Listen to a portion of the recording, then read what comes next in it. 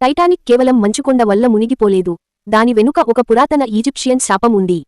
అది ఏకంగా 1500 మంది ప్రాణాలను బలి తీసుకుంది. ఆ శాపం ఏంటి? ఆ మమ్మీ ఎవరు? క్రీస్తు పూర్వం 1500 ఏళ్ల క్రితం ఈజిప్టులో అమెన్ రా అనే యువరాణి ఉండేది. ఆమె చనిపోయిన తర్వాత ఆమె మమ్మీని లక్సర్లోని ఒక గదిలో ఉంచారు. కాని ఆ గదిని ఎవరైనా తెరిస్తే వారికి మరణం తప్పదని అక్కడ శాపం రాసి ఉండేది. 1890లో నలుగురు ధనిక ఆంగ్లేయులు ఆ మమ్మీని కొన్నారు. అది కొన్న కొన్ని గంటలకే ఒక వ్యక్తి ఎడారిలోకి వెళ్లి వెనక్కి రాలేదు. రెండో వ్యక్తికి ఎవరో కాల్చడం వల్ల అతని చేయి తీసేయాల్సి వచ్చింది.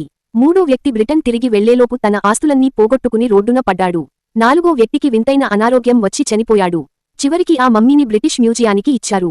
అక్కడ కూడా దాన్ని ఫోటో తీయడానికి వచ్చిన ఫోటోగ్రాఫర్ అకస్మాత్తుగా చనిపోయాడు. దాన్ని చూసి సెక్యూరిటీ గార్డులు వింత శబ్దాలు వినేవారు. మ్యూజియం వారు ఆ శాపం భరించలేక ఆ మమ్మీని ఒక అమెరికన్ పురావస్తు శాస్త్రవేత్తకు అమ్మేశారు. అతను ఆ మమ్మీని అమెరికాకు తరలించడానికి టైటానిక్ ఓడ ఎక్కించాడు. ఆ మమ్మీ వల్ల ఓడకు ప్రమాదం జరుగుతుందని భయపడి దాన్ని కార్గోలో కాకుండా తన క్యాబిన్ కిందే రహస్యంగా ఉంచాడట. ఓడ మునిగిపోయిన ఆ రాత్రి ఆ మమ్మీ కూడా అట్లాంటిక్ సముద్రం అడుగున కలిసిపోయింది.